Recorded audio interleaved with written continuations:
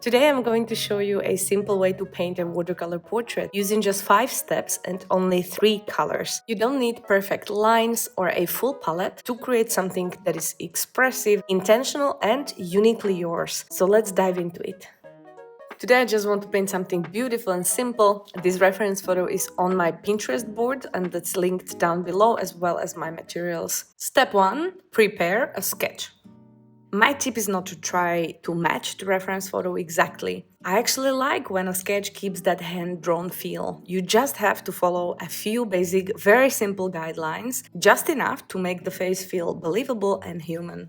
For example, the area from the hairline to the chin can be divided into 3 equal parts. Eyebrows usually sit at the first third and the bottom of the nose at the second third. I always start by lightly sketching these very simple guidelines, and you can measure them easily with your pencil to make sure that they're even. As for the eyes, a good general rule is to place them halfway between the top of the head and the chin. In the lowest third of the face, you will place the mouth. A helpful rule is to divide the bottom third into thirds again. The lowest part is the chin, and the line between the lips usually sits around the top of that section. I like to simplify things as much as I can. I use circles, triangles, ovals, whatever helps make it feel fun and manageable. If you keep your lines light, you can go in with a kneadable eraser to clean everything up. And honestly, once the features are placed, that is when the stress disappears. You get to enjoy shaping your face in your own drawing style, and that's the part that I love most. You can find more detailed videos about the face proportions here on my YouTube channel. You can also find real-time drawing process videos of almost all of my portraits on Patreon.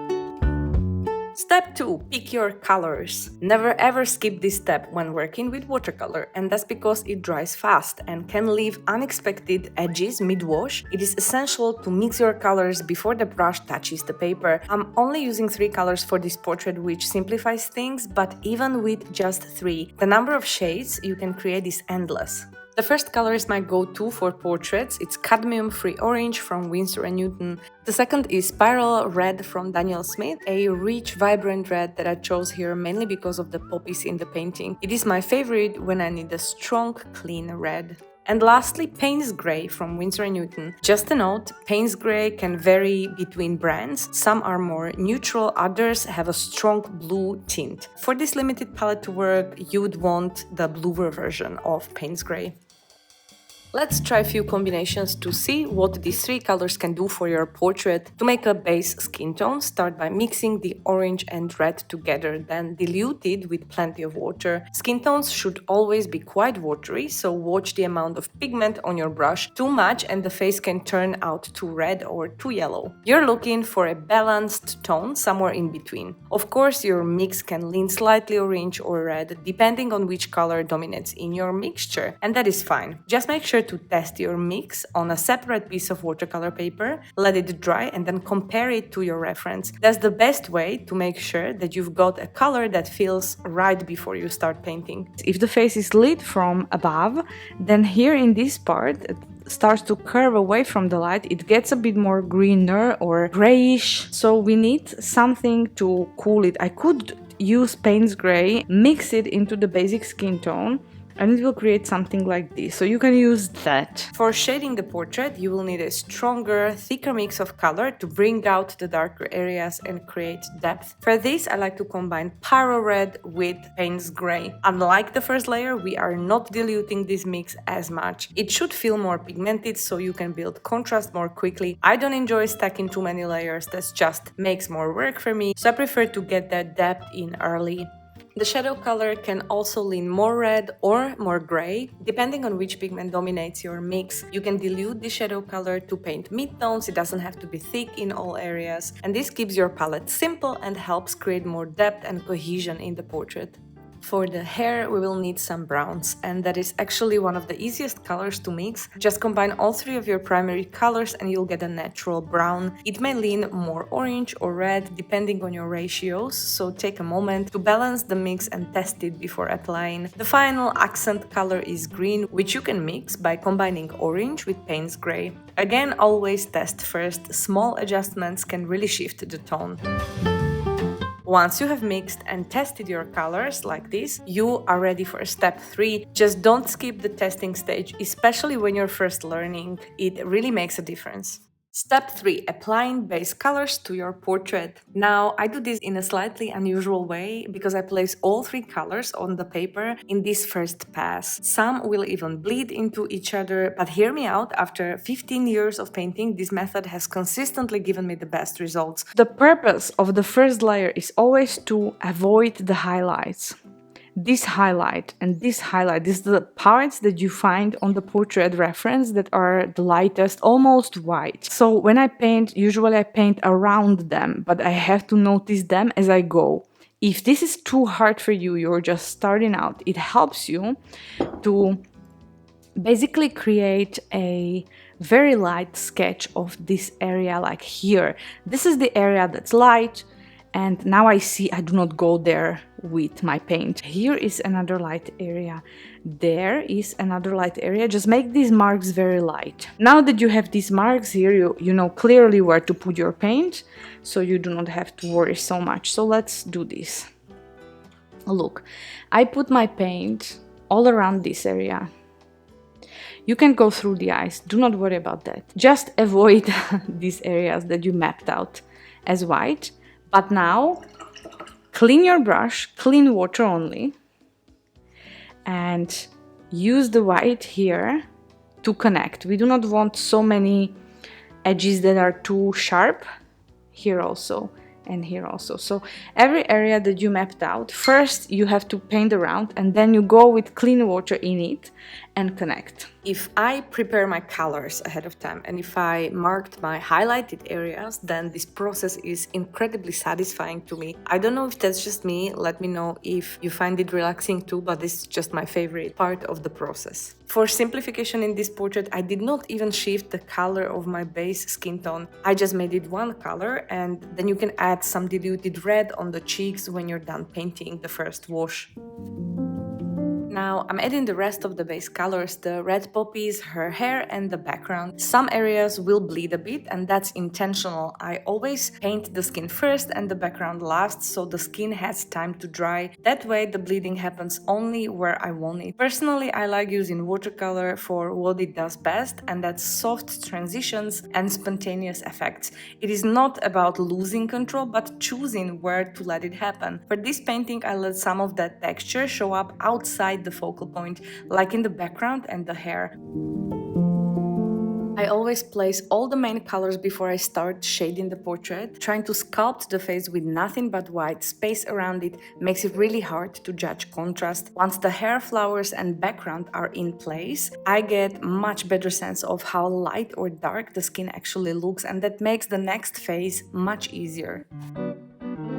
Step 4. Shading, the trickiest but most important part. Shading is what creates depth in your portrait, but it can be really confusing when you're just starting out. If you want a deep explanation, I've made a detailed video here on YouTube about shading faces from different angles. I will link it down below for you, and I really recommend watching if this part feels particularly overwhelming for you. But here's the basic idea. Look at your reference photo and find the areas that are slightly darker than the base skin tone.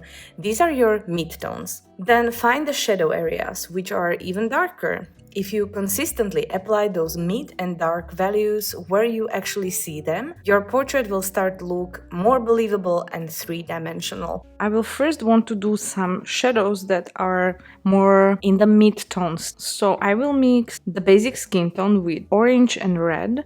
We'll add a little bit more of the Payne's gray in it to create something like this. So we'll create some depth, mostly on this side of the face. So you can now place the wash here and with clean water, kind of like go against this line and connect. I would like to do something similar here and bottom of the face as well. Some of it will reactivate the background partly, and it will help us clean the silhouette, make it a bit more softer.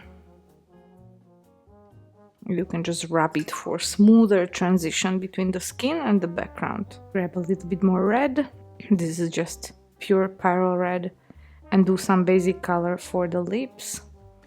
Now try to avoid the teeth for now. Even darker will be in the middle.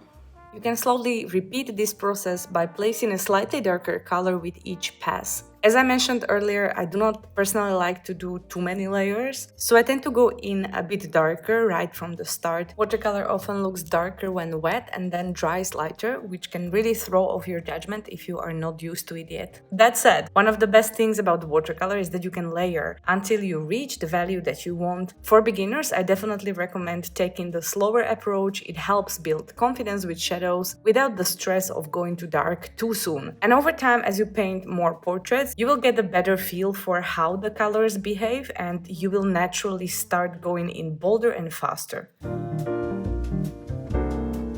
The fifth and final step is where you refine your portrait with small details, texture, and any needed adjustments. Think of this as the icing on the cake. It won't hold up the painting on its own, but when layered over a solid foundation, it makes a big difference. I will want to add the eyebrows. I will want to go the direction of the eyebrows. The other part is a bit more blurred out here. And I also maybe want to scratch out some pigment here because this is supposed to be gradient. With cotton paper, if you mess up, it allows you to scratch this off and just lift some of the pigment. Now we have to do some freckles. So basic mix for the skin tone, dilute it a lot, and then we can do some splatters. I like to do freckles as a combination of the splatters and just hand paint each one. Just notice that on some areas of the face the freckles will be more prominent and on others not so much, so try to reproduce that. And also less visible in areas that are a bit lighter, so in these areas will be less freckles if any. Lately, I've been experimenting with using a white colored pencil to add subtle highlights and a few expressive lines to my portraits. It's not a fixed part of my process yet, but I've been enjoying how it adds softness and character in the final stage. For the final touches, I added darker centers and some loose shading to the poppies. Since they're not the focal point, the details are suggestive rather than precise. I also added texture to the hair using a dry brush technique. This means that you use thicker paint with the bristles slightly separated to create textured strokes. Since the hair blends into the background, it doesn't need much, just a hint of structure. The small floating hairs around the face were painted slowly with a tiny brush. This required care, especially since you're working over the finished skin. As for the background, you can absolutely leave it as it lands after the first wash, but I decided to add a second layer. Looking at it now, during editing, I might have preferred the first version, but that's part of the process. Sometimes a choice doesn't pay off, but it still teaches you something for the next painting. No regrets, just growth. Just a few more expressive strokes with the white pencil. I could not resist trying something new, and the portrait is finished. But before I wrap up, I want to leave you with something more important than any single technique that I showed in this video. When you're learning something new, especially portrait painting, it often feels off. Your results might be slow. You may not even enjoy the process right away, and that is completely normal. It does not mean that you lack talent. It doesn't mean you misunderstood the tutorial, and it definitely doesn't mean that you can't learn. It just means that your brain is building new connections, and those take repetition. You need to paint more, draw more, and give yourself time. One portrait doesn't show much, but 10 portraits start to show a pattern. That is why challenges are so popular and so effective. So if you want to build real momentum, I have a 7-day monochrome portrait challenge over on Skillshare. It is beginner-friendly, focused, and you can take it for free with the trial link I've added below. It is a great way to build confidence and habits in just 1 week. You will also find tutorials and real-time watercolor portrait videos right here on YouTube, where I dive even deeper into techniques. So no excuses, keep painting. I hope this video helped you. It is honestly very hard for me to tell how clear my explanations are sometimes. They make sense in my head, but I never know if they land the same way for others. So your feedback would mean a lot, and it will help me improve future videos. I really appreciate you being here, and I will see you in the next one.